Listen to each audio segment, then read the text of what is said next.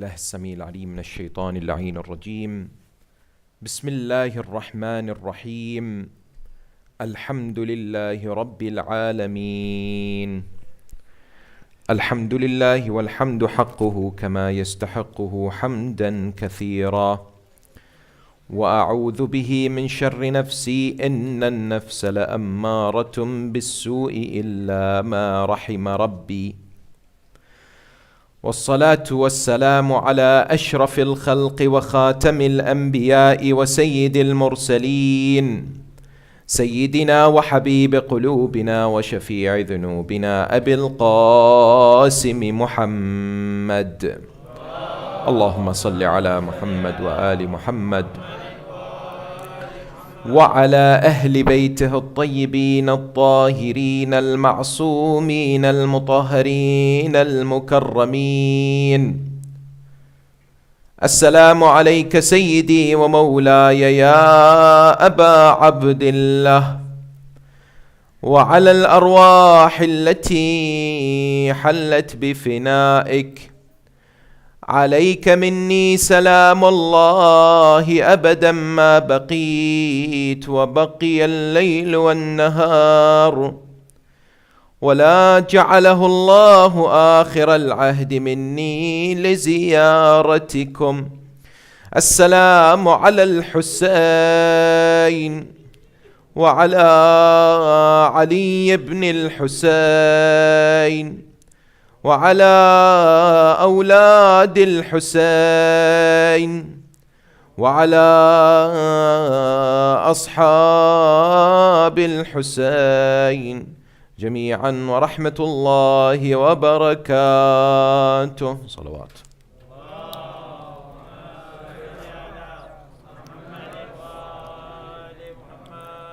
قال الله العظيم في كتابه الكريم وهو أحسن القائلين وأصدق الصادقين: بسم الله الرحمن الرحيم. رب إني لما أنزلت إلي من خير فقير. آمنا بالله. صدق الله العلي العظيم. For the purification of the souls, the enlightenment of the hearts, the acceptance of the deeds, and for the hastening of the reappearance of the awaited Savior, Ajjallahu Ta'ala Farajahu Sharif, enlighten your souls and the atmosphere with the recitation of salawat upon Muhammad wa ali Muhammad. Allahumma salli ala Muhammad wa ali Muhammad.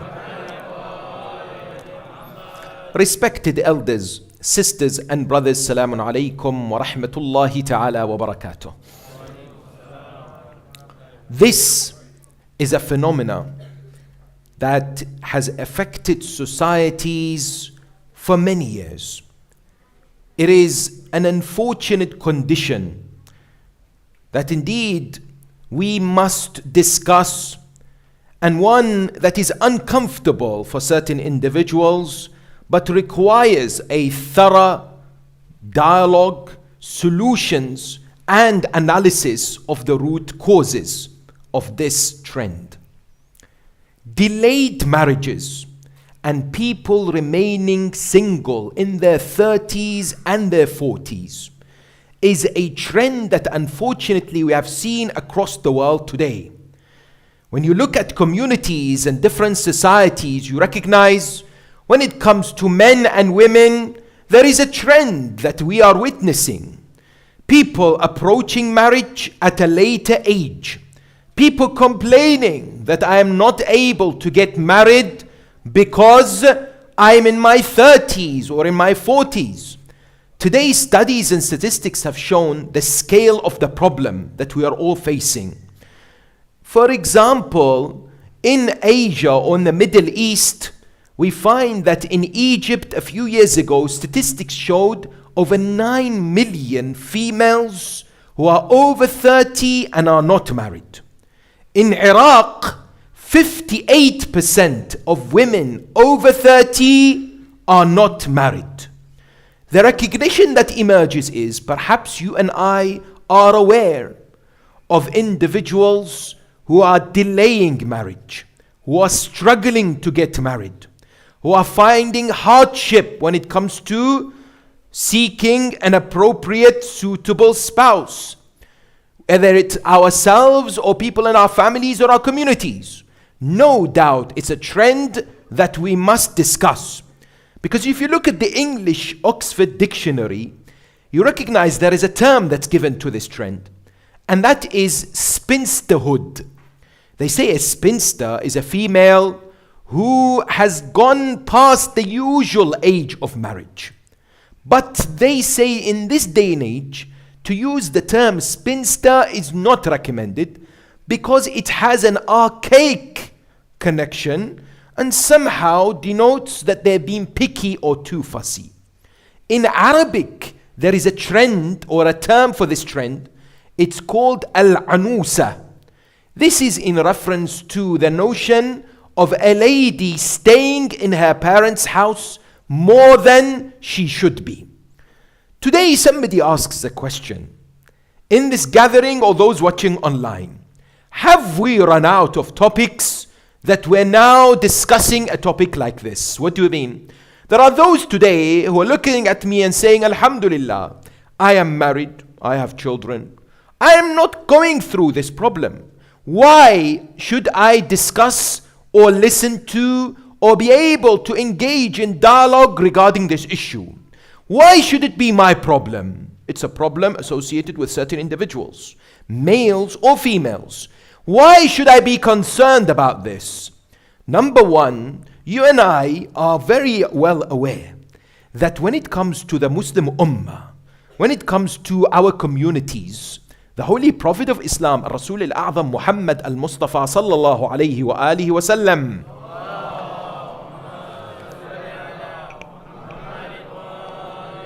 speaks about us all as one body. He says if part of a body is in pain, the rest of the body cannot continue performing its own function. In other words, if today you have a headache, you can't say to your head, excuse me, my legs are fine.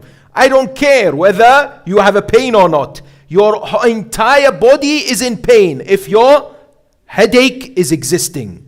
Similarly, the Prophet of Islam also encourages us to take responsibility and ownership collectively. Sadly, we live in a society that invites us to be individualistic in our approach. My problem is my problem. Your problem is your problem. Islam says no. Your problem is my problem and my problem is your problem. Because we are one ummah. We support each other. We look out for each other.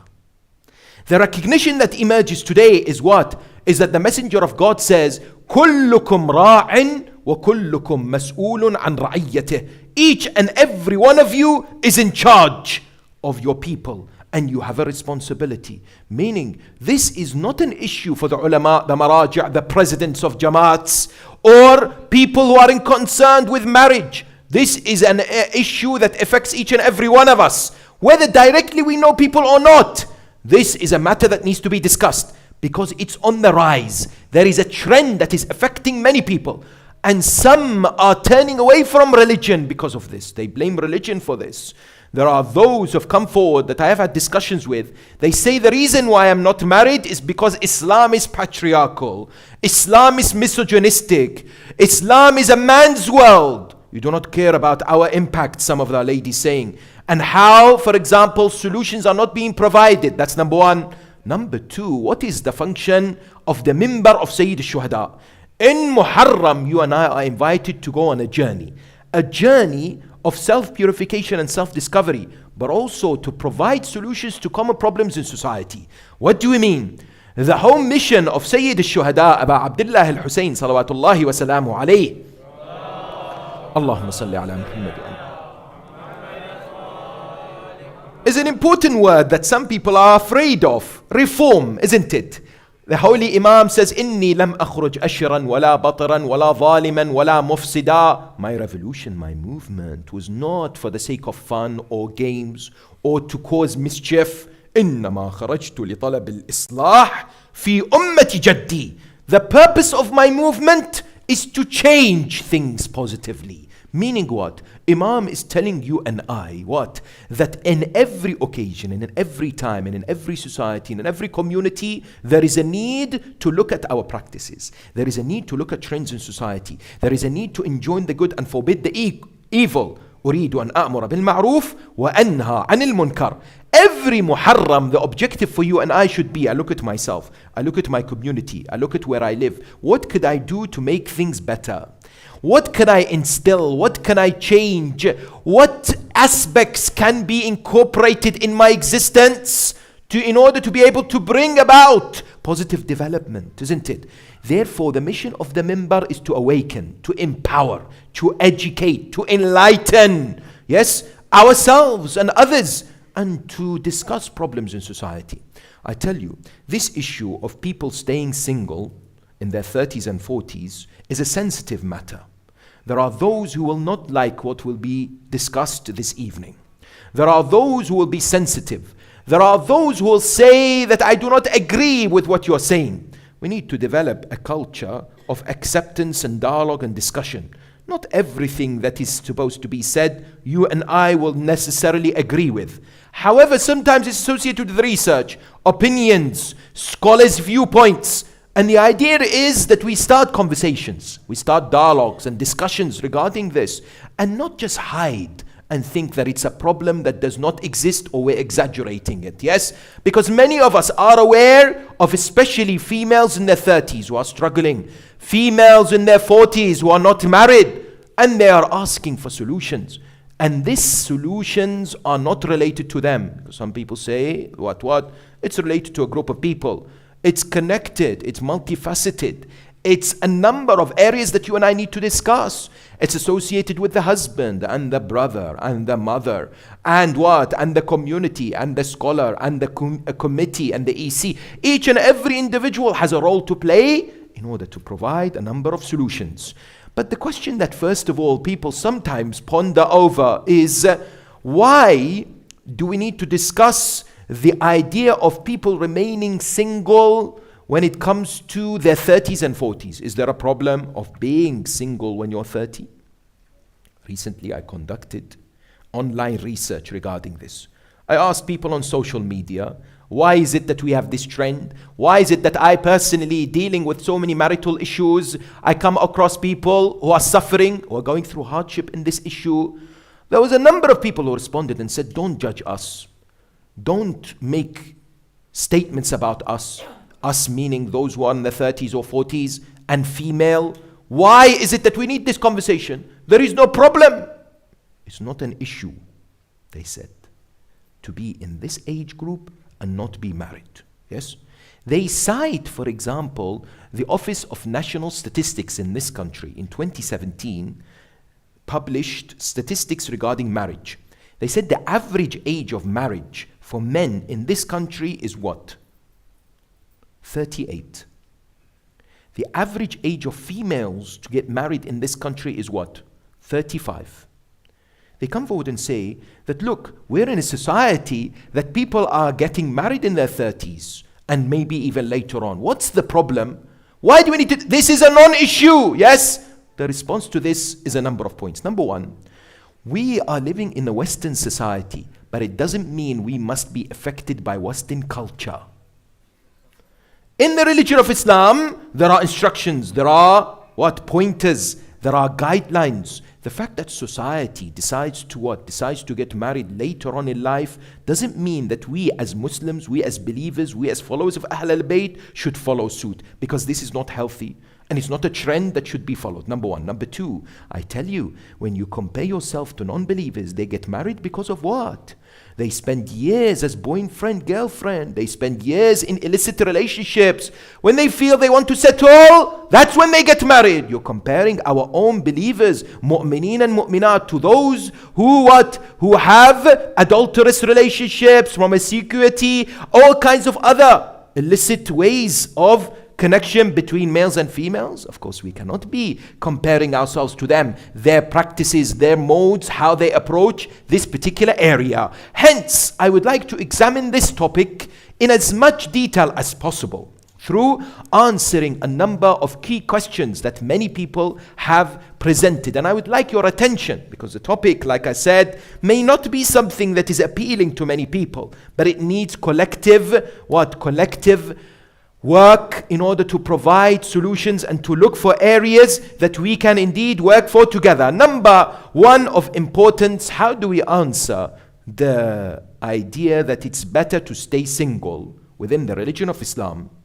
Because some say, I should stay single and not married to the wrong person. Number two, what are the reasons why some of our sisters and some of our brothers have remained unmarried in their 30s and their 40s? Number three, what are the examples in the Quran of facilitation of marriage? Of making marriage go ahead and proceed quickly, as well as hadith. Number four, what are the solutions, possible solutions amongst the number of dealing with delayed marriage and what? To encourage people to get married earlier. Number five, how do I know if I am somebody who's found the right person when I'm speaking to someone? How am I able to tell if that right person is the person for me? Yes. And finally, what examples exist from the 10th of Muharram, from the tragedy of Karbala, when it comes to marital relationships? And how can we be inspired from the words and the movement and the stance of Sayyid al-Shuhada, Aba Abdullah Al-Hussain, salawatullahi wa salamu alayhi.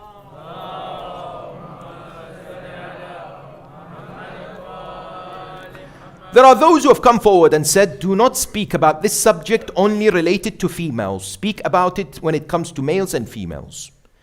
The reality today, however, is different.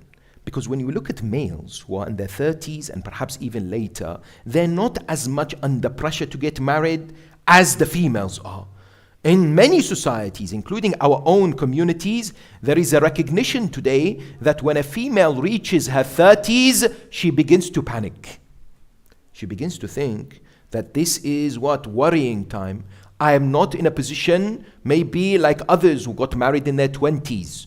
And so they're more keen to get married. The discussion, therefore, is primarily focused on females, not in any shape or form to judge or to blame or to question, but because this is the trend that we see. This is the problem, the challenge that you and I are going through. But like I said, it does not only involve solutions from them, it's a multifaceted approach. Some of them have said, I'd rather stay single all my life than get married to the wrong person. I'm not keen to enter this relationship because I've heard so much negativity relating to it. What do we mean? Some says, I also hear about divorce cases in our communities on the rise. Some say I hear about conflicts, domestic abuse. There are negative depictions of marriage out there, right? So some say, I'm not really keen. For example, it is said that a couple were driving down the M1, yes? When they're driving down the M1, they're arguing. You know, one of the tests whether a marriage works or not is whether in the car you're able not to fight or not. Especially when what? Especially when there's a disagreement. When they are arguing, they go to an A road. They pass through an A road and they see what? There is a farm. They pass by a farm. There are animals there in the farm, sheep and so on. The husband looks at the wife and said, do you know who this particular group of animals remind me of? Reminds me of what? Your family. The wife said, yes, I agree. He says, you do? He says, yes, I agree. He says, how? She says, definitely reminds us of our family. It reminds me of my in-laws. In the recognition that sometimes when people see these kind of, a couple sometimes are what? Are on a journey once again, and they are stopped by the police. The police says to them, what? The police says to them, you have to stop. There are two problems, he says to the husband, to the man. Number one, you're not wearing a seat belt. And number two, you are speeding. The man looks at the police and said, officer, I've just taken the seat belt off. Yes? The officer looks at the wife and said, is this true? Did your husband actually take the seat belt off just now? She says to him, officer, I've learned not to argue with my husband when he's drunk. Yes. In the recognition that sometimes people see and hear this, they say there's constantly problems. I need to stay single, they say. Yes. The religion of Islam comes forward without a shadow of a doubt and highlights the importance and the beauty of coming together under the watchful eyes of Allah and the bliss and the mercy of Allah subhanahu wa ta'ala. You and I know of the excellence and the meritorious relationship that is marriage. We don't need reminders, but sometimes we need encouragement, isn't it? Allah tabaraka wa ta'ala says it's amongst His signs. وَمِنْ آيَاتِهِ أَنْ خَلَقَ لَكُم مِّنْ أَنفُسِكُمْ أَزْوَاجًا لِتَسْكُنُوا إِلَيْهَا. That it's amongst the great signs of Allah that He wants the husband and the wife to come together under this blessed relationship. Not only this, we have recognition in hadith that it's the best institution. ما بني في الإسلام بناء أفضل عند الله من التزويج. There is no institution more sacred in the eyes of Allah than marriage. Similarly, if we want a healthy society, then we need what? We need healthy families. And in order to have healthy families, we must have a strong marital relationship. There are narrations that tell us that the salah of someone who is married is greater than the salah of someone who is not married. Some people struggle with this, isn't it? But the hadith of the Messenger of God, Muhammad sallallahu alayhi wa alihi wasallam,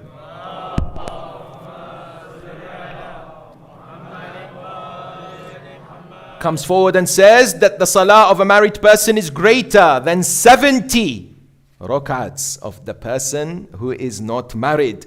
The first relationship Allah subhanahu wa ta'ala talks about or has created is marital relationship. Adam and Hawa. Allah could have created the first relationship as brother and sister. He have created the first relationship or the first example as what? As father and what? Sons. But the fact that the first relationship is marriage highlights its importance. Similarly, we live in a world of turbulence, hardship, difficulties. We need a source of tranquility. We need to be what? Looked after. The Quran says, لِتَسْكُنُوا إِلَيْهَا. Marriage is a form of what? Is a form of seeking comfort, tranquility. This is the promise of Allah subhanahu wa ta'ala. No doubt, it's also a step to get closer to Allah, to get close to Jannah, isn't it? That when you and I attend nikah ceremonies, we hear the hadith being recited that you complete half of your faith. This is not just a cultural matter, it's a serious statement. An individual coming together in marriage gets closer to Rabbul Alameen, gets closer towards the accomplishment of perfection in this world, without a shadow of a doubt, isn't it? Spirituality can indeed be enhanced. It's the sunnah of the Holy Prophet and the Ahl al-Bayt. You and I are encouraged to follow in the footsteps of these great individuals. No doubt those who come forward with this notion do not necessarily disagree with this. They say, fine, marriage is highly recommended in Islam. It's a beautiful step in life. But we are fearful. We may marry someone who will hurt us, who will imprison us, who will not let us live our lives. Yes? Therefore, some of our sisters say, I would wait until in my 30s or 40s when I am more confident that I will find the right guy. When I find the right person that does not oppress me, does not become unjust to me, does not take away my right. How do we respond to this? Quran says this is one of the tools of shaitan. He places fear in the hearts of people. ذَلِكُمُ الشَّيْطَانُ يُخَوِّفُ أَوْلِيَاءَهُ. Shaitan's objective is to make you and I afraid of something that we would do in the future. How many times you wanted to give sadaqah and you think, pandemic, COVID, maybe I don't have enough money. You think twice when it comes to giving for the sake of Allah.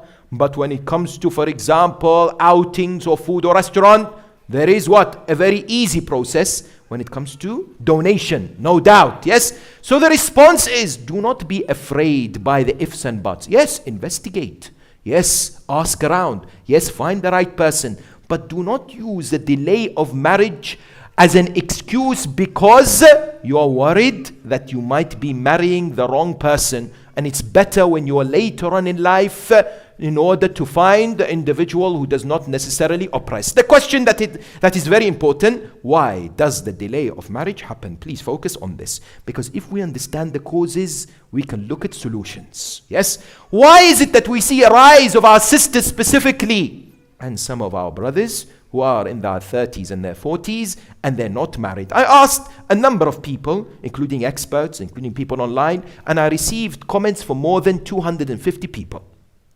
So what I'm about to discuss in 10 points, the reasons why spinsterhood, as they say, or people remain single later on in their life, is summarized in the following, what? In the following 10 points. Number one, you might think it's because some of our sisters are too fussy or picky. I've heard this conversation take place.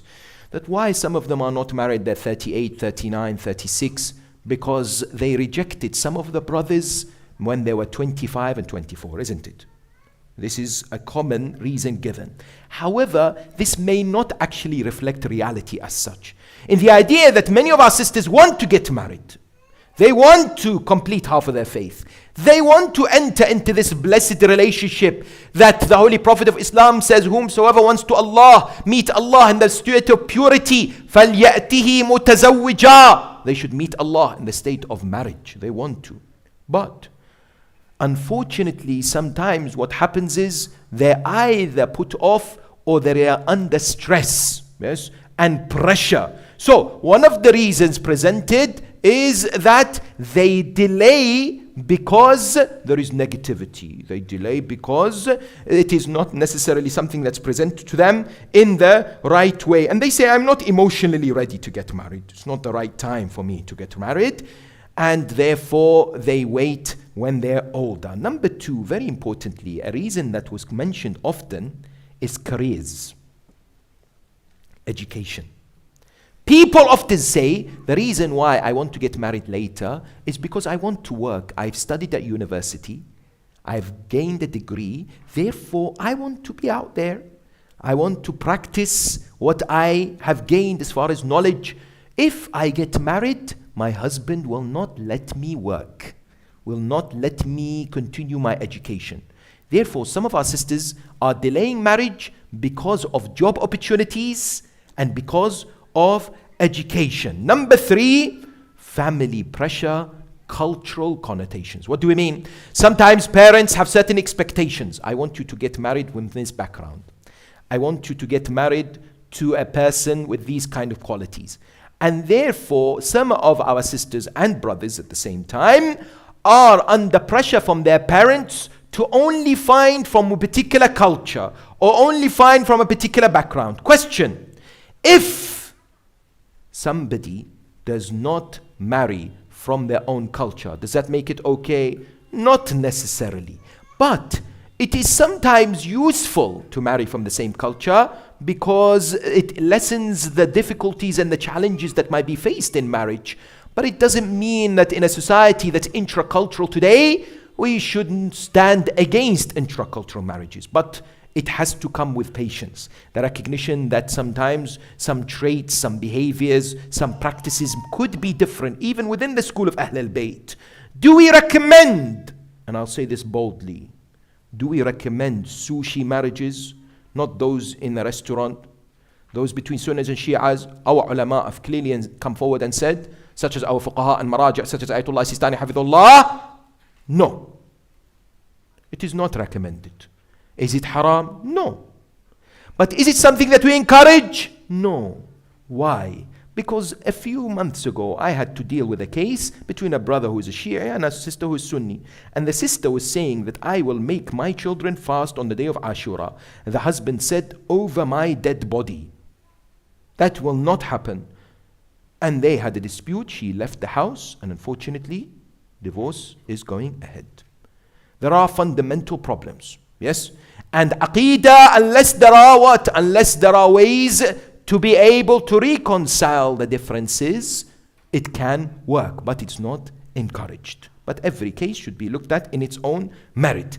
Number four, of great importance, there are those who cited the reason why they delay marriage, and that is the Bollywood syndrome. You know what that is? That is when the husband wants a perfect wife and the wife wants the perfect husband. When they have high expectations because of soap operas, because of movies, yes? And therefore they keep delaying marriage because the people coming and the opportunities before them are not good enough in their eyes.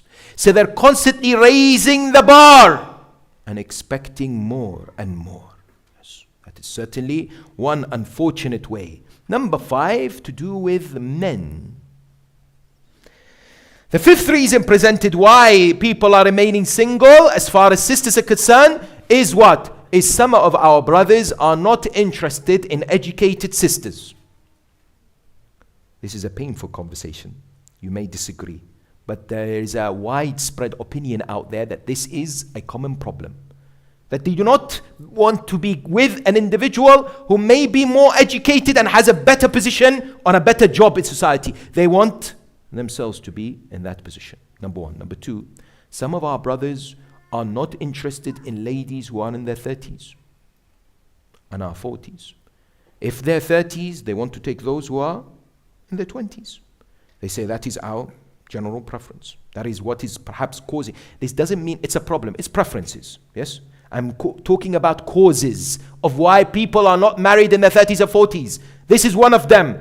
A third reason is that some of our brothers are looking for wives, whereas the wives are looking for companions. What do we mean? That when it comes to understanding what marriage is all about, some of the men are not in the position to appreciate that a marital relationship is not only one that is the fulfillment of physical pleasures, but rather companionship, rather the expression of what? Of compassion between each other, working to make each other great, supporting each other to gain excellence in this world and akhirah. The objective behind marriage is being misunderstood by some of our brothers. The sixth reason why this is happening in society, in order for this to be an academic discussion, is because some of our sisters particularly are influenced by Western culture and the movement that is influencing their thoughts and actions, and that is the extreme feminist movement. That everything has to be confined or in accordance with what they say. And therefore, they tell them, don't worry, enjoy life, travel, do all your activities. When the right time comes, get married. Don't rush into it. You have all your life ahead of you. Don't let others determine your future. Be free. Be empowered, they tell them. And so they get influenced by that. And they think it's okay that I'll delay for unnecessary reasons just because I want to tour the world. I want to just do all my necessary activities. And when I'm later ready, I will then begin to think about marriage. Number 7 is genuinely there is a problem that people find in terms of locating a suitable spouse in marriage. They say, where do I look for? Is it online? Or should I ask parents? Or should I ask friends? Systems do not exist to facilitate marriage for our boys and girls. So they struggle. They say, you know what? I live in a city by myself. There is no community there. And even within my community, I can't find a suitable spouse. Therefore, there is no one to turn to. There is no organization. There is no systems in place that I can, what? Utilize to find a right partner. Number 8, there are rising costs when it comes to nikah ceremonies, when it comes to reception, when it comes to expectations, mahar, dowries. Yes, I tell you, I have been involved or at least been asked to perform nikah of certain couples where I stand in bewilderment when they tell me what their dowry is. Some of them 14 kilos of gold, 14 ma'sumin. 124,000 pounds, 124,000 profits. Yes? 5 bags of gold, 5 ashab al-kisa. Subhanallah, we like to bring dunya and somehow justify it with the ma'sumin. Yes? Because we think it's okay. It's okay to say 124,000 pounds. Maulana, don't you know there are 124,000 profits? Thank you very much. I do know, but there is a problem with your mahar. Yes? In the recognition that there are some high prices, and mahar is not a price for a lady. It's a gesture of love. It's a gesture of demonstrating commitment. It doesn't mean that it should be so excessive. And likewise costs and expectations that sadly we see. Yes? Number 9, the recognition that some men and women do not know what is expected from a husband and wife Islamically. What are my rights and my responsibilities? Therefore, they are worried. I get into a marriage and I don't know what I am supposed to be expecting Is she supposed to, for example, wash the dishes? Am I allowed to leave the house without my husband's permission? Because of the lack of knowledge of what Islam says, and as far as the minimal rights and responsibilities, sometimes this becomes a matter of confusion. And finally, the last reason, number 10, is other factors. Like, for example, there may be an older sister in the family and she needs to get married first.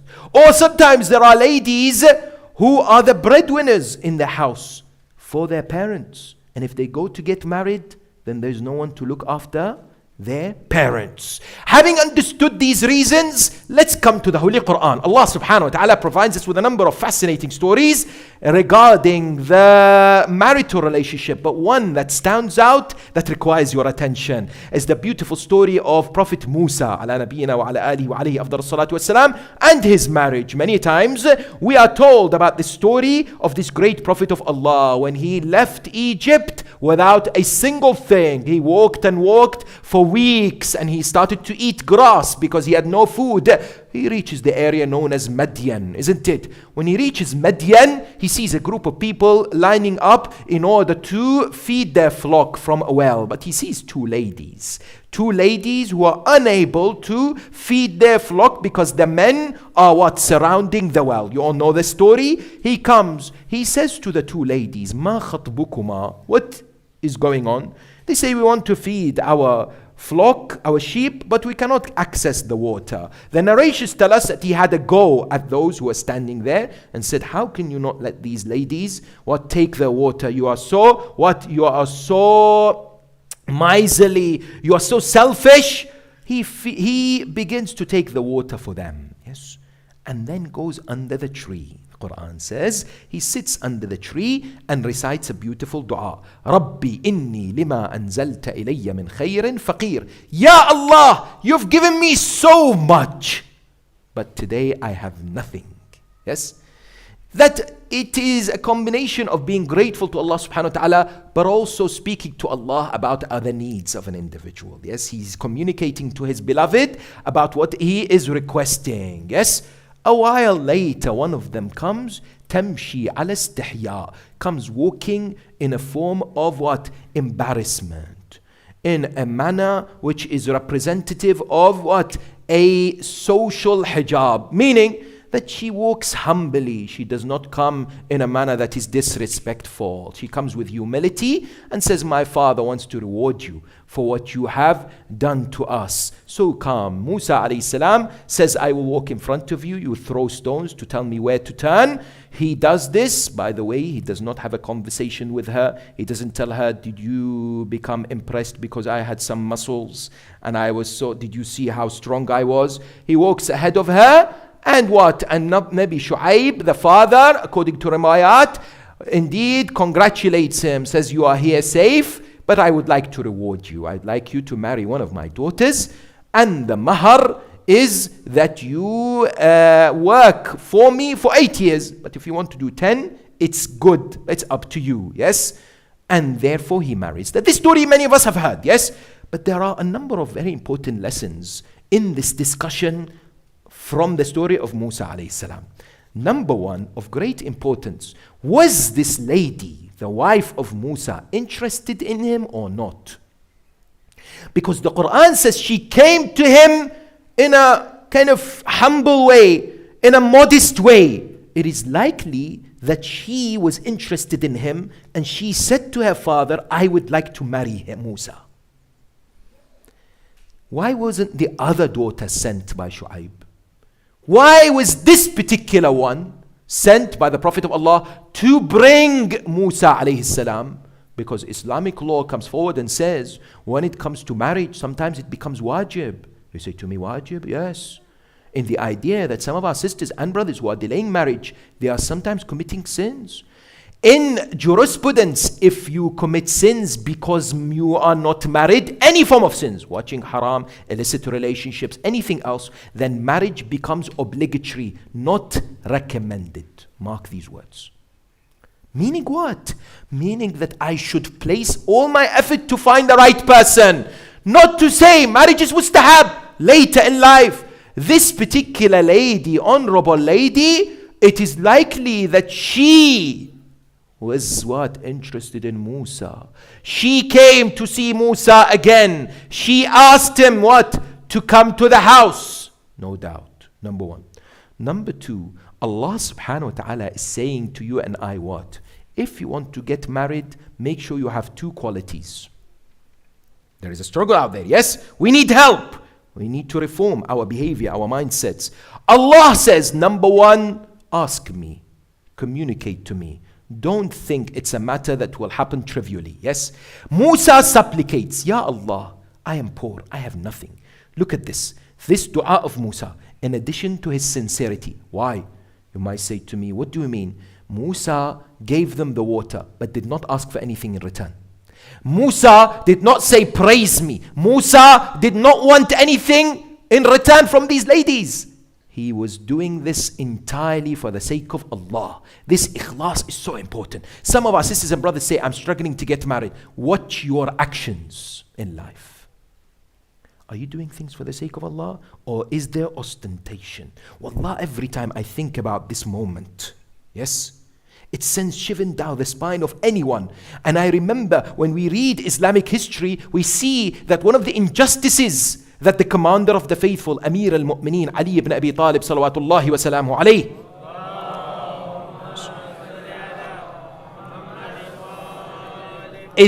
has faced is the very fact that his fada'il and his excellence is not spoken about outside the school of Ahl al-Bayt as much. When I was looking at the Battle of Khandaq, and I was wondering, why is it that other Muslims don't speak about the bravery of Ali and the stance of Ali? You recognize there is an agenda, yes?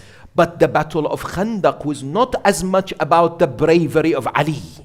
Please understand this. Because many a times we speak about the commander of the faithful and how he killed Amr ibn Abdul Wudd al-Amiri. No doubt, a great fadila. But I ask you, how many people did Ali ibn Abi Talib kill in Badr? How many people did Ali ibn Abi Talib kill in Hunayn? How many people did Ali send to hell in Uhud? Many. Much more than one person, no doubt. Half of those killed in Badr was by the sword of Ali ibn Abi Talib. But Rasulullah did not say what he said in Khandaq. He said, لَضَرْبَةُ عَلِيٍّ يَوْمَ الْخَنْدَقِ أَكْبَرُ مِنْ عِبَادَةِ الثَّقَلَيْنِ أَفْضَلُ مِنْ عِبَادَةِ الثَّقَلَيْنِ. The strike of Ali on the day of Khandaq is greater than the worship of human beings as well as the jinn until the day of Qiyamah.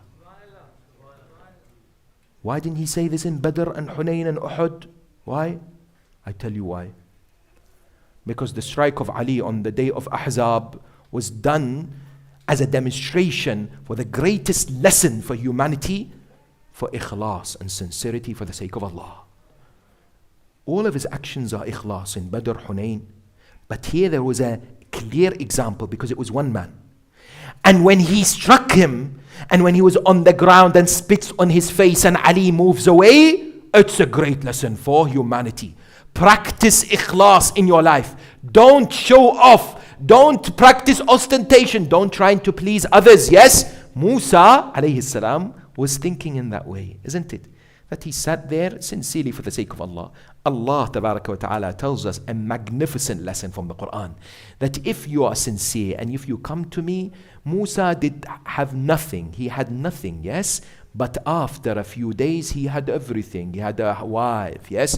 He had a family. He had a father-in-law who is a prophet. And later Allah tabaraka wa ta'ala would make him what? Defeat Fir'aun. It all started from this dua under a tree. This dua where he was what? Sincere. And his actions, sometimes it needs those pointers to start magnificent changes in our life. That's why when you look at the Holy Prophet and the Ahl al-Bayt, there are examples where they facilitated marriage. Someone asks how? One time an individual came who was a lady, said to the Holy Messenger, Ya Rasulullah, I want to get married. Can you find me someone? The Prophet of Islam looked at the community. Subhanallah, imagine today if we do the same. But people say, you know what, that's back in the time. It doesn't work today. But subhanallah, how sometimes in marital conflicts we say, be like Ali or be like Fatima. Yes? When it comes to this, the Prophet of Islam says, who wants to marry this lady? Someone says, Ana ya Rasulullah, I will do. The Prophet says, very well, give her as a dowry clothes. He says, I don't have clothes. Give her as dowry hadid, a ring which is hadid, metal ring. I don't even have this. The Prophet says, have you memorized any of the Quran? Yes, I have. Teach her some of the Quran. This is your dowry. Let's get you married. Yes.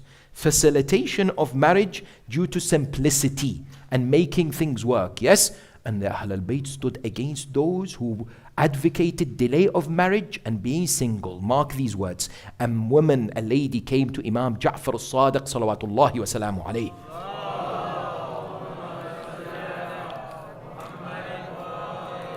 She came to him and said, Ya ibn Rasulillah, I've decided not to get married. He said, what? She said, look, sometimes some people want to be, clever. But you don't become clever in front of Ali Muhammad. You will immediately be destroyed, yes? She said, I don't want to get married because it distracts me from the remembrance of Allah. I want to worship Allah all my life. Imam alayhi salam condemned her and said, woe be upon you. You think you're better than Fatima to Zahra? Go and get married. Fatima got married, yes? In the recognition that the Ahl al-Bayt would encourage early marriage or facilitation of marriage. Question today, in order to end, what can we do collectively? What are the steps to help both brothers and sisters, but especially our ladies, in order to ensure that they do not remain single in their 30s, to facilitate earlier marriage? Let's look at a few steps, inshallah, so that we can take practical lessons tonight. Number one, the role of parents. What do we mean? Parents need to understand that our youngsters and our boys and girls speak a different language. Sometimes they do not necessarily appreciate some of our own baggage that we have, some of our cultural elements, which are good in many cases. Some of our parents, they want the best for their son or daughter, but they place limitations. What do we mean? They have a vision in their minds of what is the ideal husband for their daughter. And they refuse people who are not matching that ideal individual for their daughter. And sometimes they use istikhara to justify this. We have a big problem in our communities when it comes to marriage and istikhara. And wallah, will speak out from Mimbar of Hussain until we come to a day where people recognize istikhara for marriage may not be a good idea. People come, Bismillah, let's get to know. Islam allows. Sit down, let's have a conversation. Yes, meeting one, meeting two. Yes, as long as there is what? There is a formal atmosphere. People are not speaking as far as love is concerned. They have a conversation. They come to their parents. I think we click. I think there is a potential here. Should we proceed? Wait. Let's contact Maulana. Free service at 3 a.m. WhatsApp. Maulana istikhara. Why you want the istikhara? Because I want to see, is it good for my daughter? Habibi, she is going forward with this man. What? This is how we've done all our lives. You know the number of cases where I've dealt, where people have come to a stage where they said, we are happy with each other. There is compatibility. Bismillah, let's go. Maulana istikhara. Ajib. Who told you you should take istikhara at this point? Which Islam are you following? Which Ahl al-Bayt are you taking your religion from?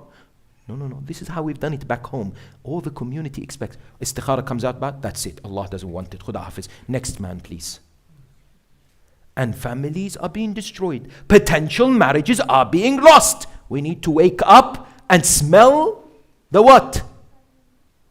The khojati. Yes.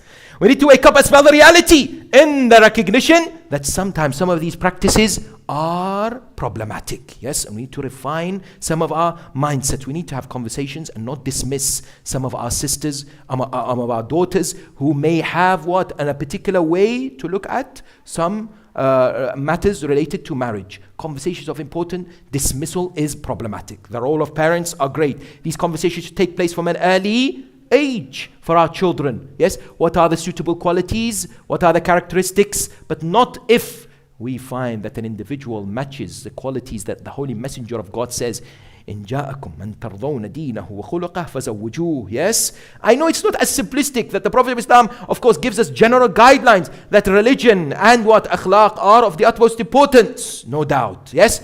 Number two, that is the role of men. Yes, men in finding solutions in this particular regard. Sometimes some of our brothers are dismissive of ladies who are in their 30s. Yes. And we are inviting our brothers to re-examine the way they look at this. it is not necessarily the case that our sisters in their 30s are not suitable for marriage. Yes, it is not necessarily the case that you need a 10-year gap between you and your wife. It's not necessarily the case that a lady in their 30 is not a great individual, a great wife. Open, allow that opportunity to still be there. Allow this chance to exist. Yes, do not immediately dismiss it. Number 2, allow your wife to study, to work. What is this trend that we see? Some of our brothers adamant that I do not want my wife to work or to continue education. Sometimes it comes through discussion. Sometimes it comes through dialogue. Finding a middle ground. Similarly, and this is related to point number 1 as far as parents are concerned, and please understand this point. I know the subject is slightly dry, but I need your attention in this point. I've had so many people comment and they say we have a problem in our communities, and that is our men are not being raised as fathers. And I know it's harsh for some, yes, but it may be a reality. It's related to tarbiyah, yes. They're not being raised as suitable husbands and fathers sufficiently. That focus is missing, and that requires its own analysis and investigation.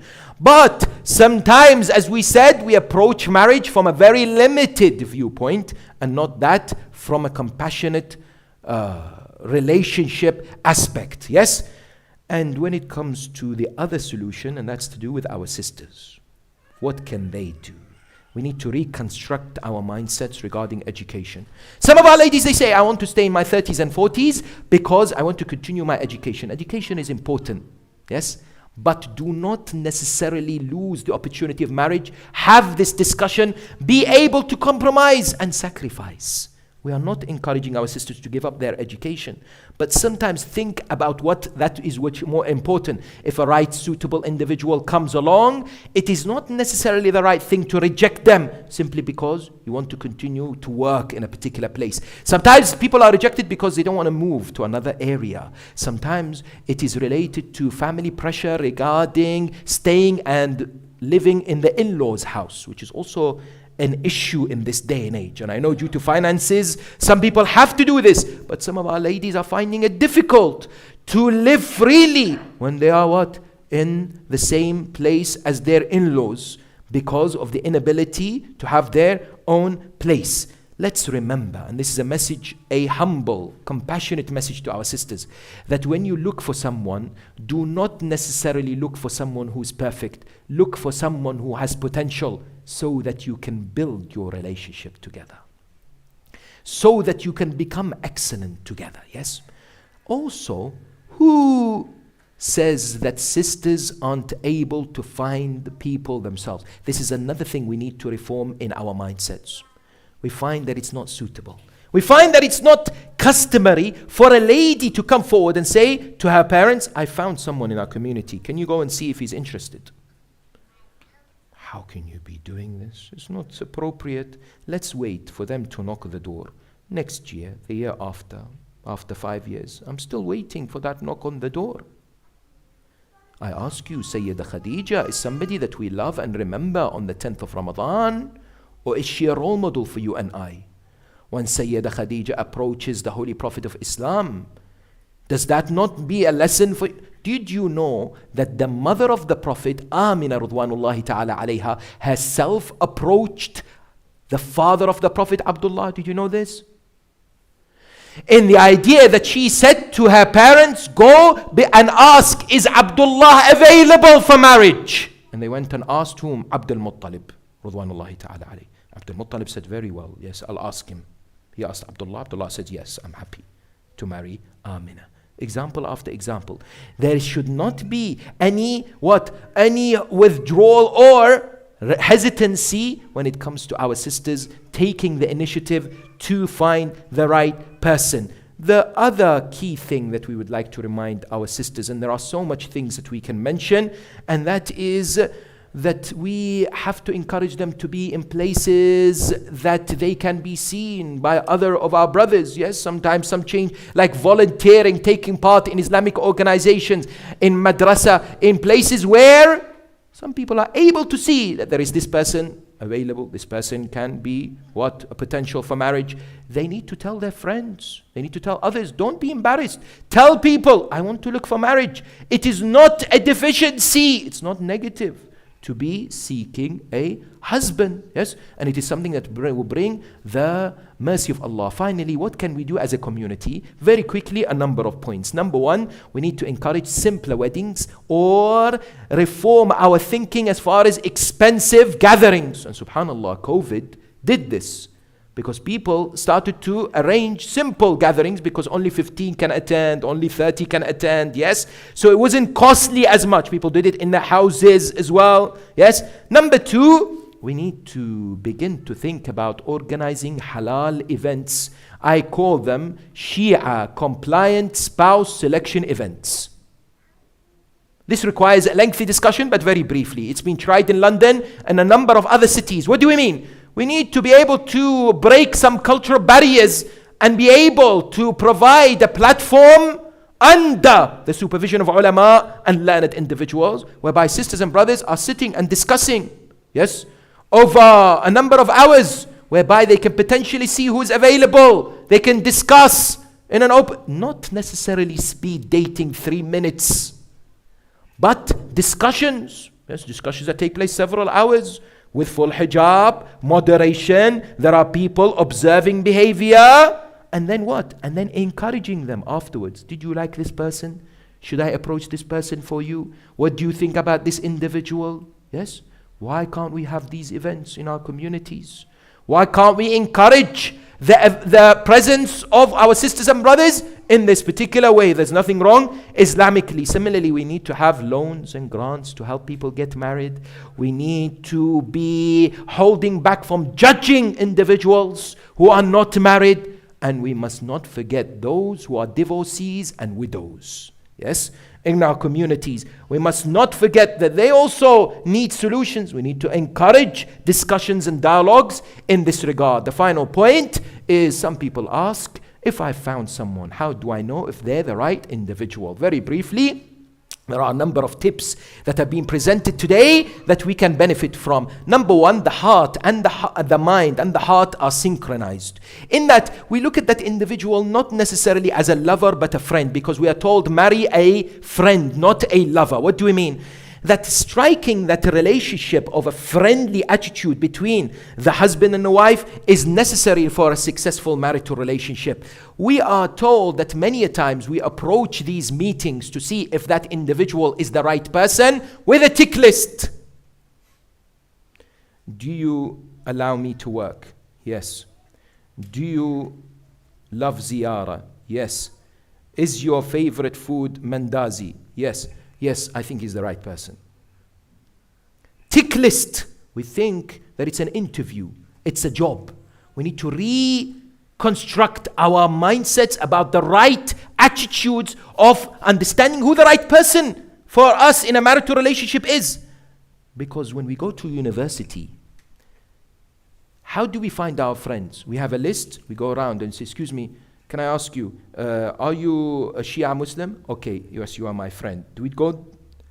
There is what? There is the striking of a bond that takes place. Yes, there is a striking of that relationship, which sometimes requires some time, but elements. And some people say, you know what? I know I have that feeling. I know it's there. You know, you get that particular feeling. There is a test that's been shown, effective through some psychologists and behavioral therapists. They say for a sister, if she becomes comfortable to hold the hand of that individual or hug him, that means she's what? She's developed that emotional connection with him. That's just one test, for example, to feel that what? There is a bond between an individual and another. That's why when you come to Karbala, when you come to the eternal message of Sayyid al-Shuhada, there are families and couples who demonstrate to mankind the values of a successful marital relationship, isn't it? Some of us have heard about whom? Zuhair ibn al-Qayn. Some of us have heard about Habib ibn Mudahir, who were supported by their wives, encouraged by their spouses, given strength to continue on this path. Yes. But we may not have heard about the first female martyr on the 10th of Muharram. Someone asks you today, Who was the first female to give her life for the sake of Allah on the day of Ashura? Who was she? These are people that we must remember. She was a wife and a mother. You may be confused about a lady by the name of Wahab. You think that she is the mother of the Christian man who became Muslim, Wahab al-Kalbi. But no, this is a different Wahab. Wahab is the wife of a man by the name of Abdullah ibn Umayr al-Kalbi. Abdullah ibn Umayr al-Kalbi was amongst the most bravest of warriors in Kufa. Him and his wife were in Kufa, and they saw people gathering to fight. He thought that they're going to fight polytheists. He came to them and said, "Where are you going?" They said, "We're going to support the son of Fatima." He said, "Wallah, fighting alongside the son of Ali and Fatima is greater in reward than going and fighting the non-believers. I want to join you." His wife said, "Please, I beg you, don't go by yourself. I want to join you too." These families, they had the choice to stay behind. They had the choice not to accompany their husbands. But look at their dedication. Look at their loyalty. Look at their love of Allah and the Ahl al-Bayt. So this great lady, Wahab, the wife of Abdullah ibn Umayr al-Kalbi, joins him on the 10th of Muharram when he is out there trying to defend the Holy Messenger and Imam Hussain. When he fights courageously, she rushes towards the battlefield and holds his cloth and says, "I beg you, take me with you to the battlefield." Imam Hussain alayhi salam asks her to come back and prays for her a beautiful dua. Imam alayhi salam says, "May Allah reward you in this world and akhirah. Return back, because there is no jihad for the ladies." She comes back. Later, her husband, just before Dhuhr, goes out once again to the battlefield, and this time he is martyred. When he falls on the ground, this great lady rushes towards her husband, sits next to him, wipes the blood and the soil from his face, and says, "Congratulations to you. You are with Fatima on the day of Qiyamah. You have achieved success." The poet says, maybe she at those moments spoke to her beloved lady and said, "O lady of light, I beg you, take me with my husband. I want to join this path." Subhanallah, those moments when she was sitting next to the body of her husband were also her last moments. The La'in Shimr looks at her in this way. He looks at his slave Rustam and says, "Finish this lady." So Rustam takes a spear and throws it towards Wahab. Wahab falls. Her body is right next to the body of her husband, a couple that gave their lives for Aba Abdullah, the first martyr who is female in Karbala. Yes. I tell you how many heroic stories we have of these great individuals. There are ladies who were not in Karbala, but were great in their spirit, in their dedication, and in their love for Aba Abdullah al-Hussein. And there were wives who gave everything for the sake of Allah. And one struggles to name one better than al-Baneen. This beloved lady to Amir al-Mu'mineen, the mother of 4 shuhada on the 10th of Muharram. Wallah, I can't imagine the heart of al-Baneen in Medina. Yes. In Medina, she's struggling. She's waiting to hear the news. It is not of concern for her about her sons Ja'far and Uthman and Abdullah. Yes, her concern was primarily Aba Abdullah. She was thinking about Hussein, but also her son Abul Fadl al-Abbas, isn't it? al-Baneen was an example of a devout, loyal wife who would want to sacrifice for the sake of Allah. A brilliant example of an individual That day when the news came of the 10th of Muharram, she stood with tears, waiting for anticipation of the arrival of Abu Abdullah. When the man said to her, may Allah give you condolences for the loss of your son Ja'far, she says, I'm not asking for my son. I ask you, there are mothers tonight with us in Majlis, yet there are mothers who love their sons. There are mothers who would never want to see their sons their bodies. But al-Baneen, what heart did this lady have that when she was told Ja'far is gone, she says, I want to know about Abu Abdullah. Tell me, Hussein, yes? The man says to her, may Allah give you patience because your son Uthman is gone. She says, Abu Abdullah. He says to her, your son Ja'far is gone. She says, Hussein. He says to her, عظم الله لك الأجر بمصابك بأبي الفضل العباس. She was carrying the son of whom? Of Abu al-Fadl. She placed him on the ground. She begins to shake. Perhaps she's thinking, oh my son Abu al-Fadl, did you give your life for my Hussein? Did you sacrifice for my son Hussein?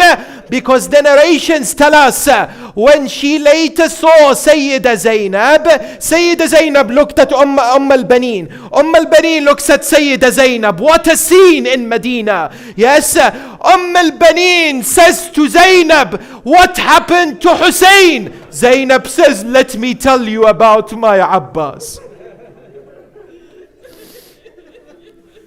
Shall I start with the eyes or the severed arms?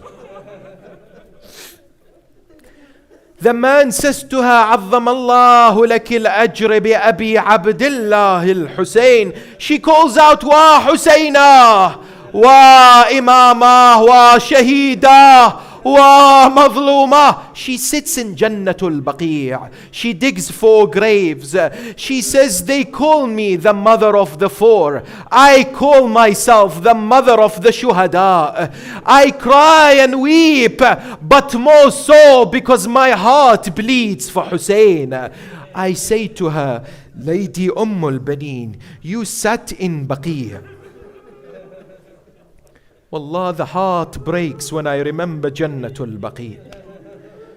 These 10 nights of Muharram, there are majalis everywhere around the world. But there is no one remembering Abu Abdullah in Baqi'. The poet says, Medina and Baqi' speak to Karbala. One speaks to the other. Yes? Medina says, Karbala, O land of Hussein. Where are my zuwar? Where are my shrines? Where are the people doing ma'atam and crying for Ahl al-Bayt? I do not have those amongst me, sir. Karbala says, oh Baqi', oh Medina. Yes, sir. You saw the calamities, but what calamities did I see? Yes, sir. O land of Rasulullah, tell me of your musibah. Medina says, on my earth, on my soil, I felt Fatima fall on the ground. Yes. When she was crushed between the walls and the doors, I felt her losing her child Muhsin. On my ground, O Karbala, I witnessed the body of Hassan riddled with arrows. I saw the attack on the house and the house burning. Karbala, O land of Abu Abdullah, tell me, what did you see? O Baqi', O Medina, where do I begin? I saw calamity after musibah. Shall I tell you of the body of Qasim that was placed on my ground? Or shall I tell you of the head of Akbar that was split? Or shall I inform you of the bodies of Aoun and Muhammad? O Medina, I felt the arrow on the throat of Asghar. O Medina, I saw the women running from one tent to another. O land of Rasulullah, I saw Abbas fall on my soil with the head being penetrated with an arrow, with no arms to control the impact. But O land of Medina, I will never feel that moment that I felt when I felt the footsteps of this man walk towards Aba Abdillah. When these horses trampled on the body of Hussein. And I leave you with this. The 12th Imam says in Ziyaratun Nahiya al-Muqaddasa, he says, oh my grandfather Hussein, I cry and I weep for you, but my grandfather, I don't know how you felt, because when you were still alive, the horses trampled on your body. They crushed you into pieces. They smashed your bones. And oh Hussein, you are still alive. ألا لعنة الله على القوم الظالمين وسيعلم الذين ظلموا أي منقلب ينقلبون والعاقبة للمتقين وإنا لله وإنا إليه راجعون. مأتم حسين يا حسين.